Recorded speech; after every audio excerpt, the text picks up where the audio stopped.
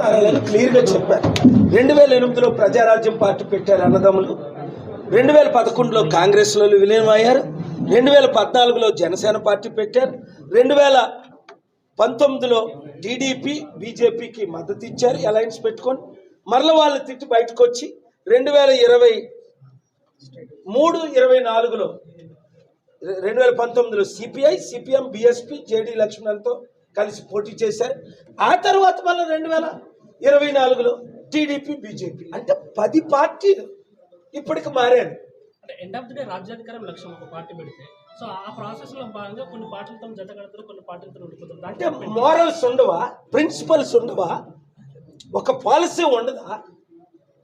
రాజ్యాధికారం అది కరెక్ట్, రాజ్యాధికారమే ముఖ్యం ఆయనకి కావాల్సింది డబ్బు పదవులే అని క్లియర్గా కనబడుతుంది, చెవులకు వినబడుతుంది.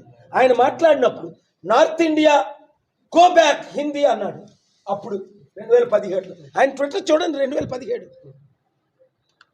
ఇప్పుడు మాకు హిందీయే కావాలి, హిందీ వస్తే తప్పేంటి అని ఫైట్ చేస్తున్నాడు. అది మాట మార్చడం కాదా? అప్పుడు మోదీని, అమిత్ షాను ఘోరంగా తిట్టాడు. ఈరోజు జగన్ని తిట్టడమే ఆయనకి లక్ష్యం.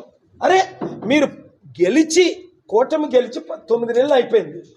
మీరు ఇచ్చిన 6 వాగ్దానాలు 6 గంటలు నిన్న మీటింగ్ అయింది, సాయంత్రం 5 నుంచి రాత్రి 10 వరకును, 5-6 గంటలు. ఒక్క మాటైనా మీరు 1 కోటి మందికి ఉద్యోగాల్లో 20 లక్షల సంవత్సరానికి ఇస్తాను అన్నారు, ఇచ్చారా?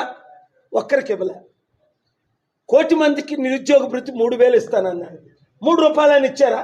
ఇవ్వలే. వెయిట్, నువ్వు క్వశ్చన్ అడిగిన తర్వాత నేను మాట్లాడాను. రాష్ట్రం దివాలా తీసిందని ముందు తెలీదా? డ్రగ్స్ వాడుతున్నారు వీళ్ళందరూ, కూటమి నాయకులు తాగి పడుకుంటున్నారా? నేను అప్పుడు చెప్పలేదా రాష్ట్రం ఇంత అప్పు ఉంది, మీరు ఏమి వాగ్దానాలు చేయలేరని? ఇది చీటింగ్ కేసు. 5 సెక్షన్స్ కింద నేను ఆల్రెడీ ఏపీ హైకోర్టులో ఫైల్ చేశాను, సుప్రీంకోర్టులో ఫైల్ చేయబోతున్నాను. ఏంటి? They are misleading, they are cheating, they are lying. Supreme Court citations ఉన్నాయి. మీరు ఇష్టం వచ్చినట్టు మాటలు ఇచ్చి 10th షెడ్యూల్ ఉంది, ఒక పార్టీతో మీరు పోటీ చేసి ఇంకో పార్టీలో కలకూడదనే 10 ఎమ్మెల్యేల మీద నేను కేసేసి వాదిస్తున్నాను.